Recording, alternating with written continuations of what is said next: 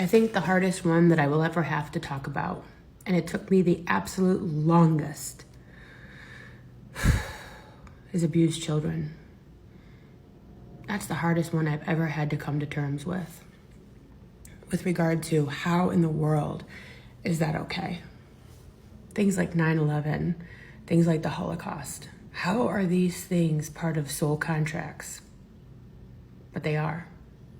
And honestly, that's the only way to make sense of any of it, is that these folks, these children that have been killed, were here to serve a greater good, a larger purpose.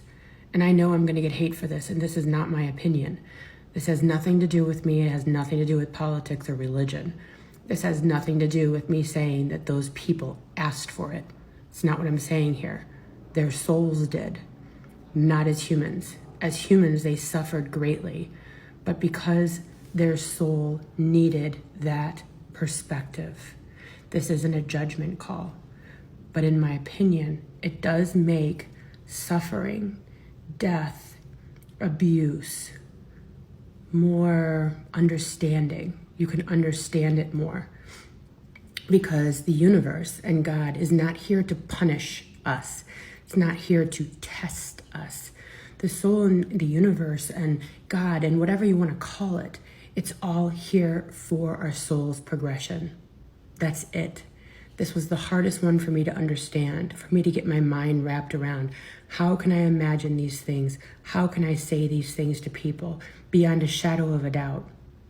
And it's because I truly believe beyond a shadow of a doubt that this is the reason for these horrible atrocities in life, is that the person's soul wanted to be aborted, needed to go through murder or abuse or mass murder or mass horrible things.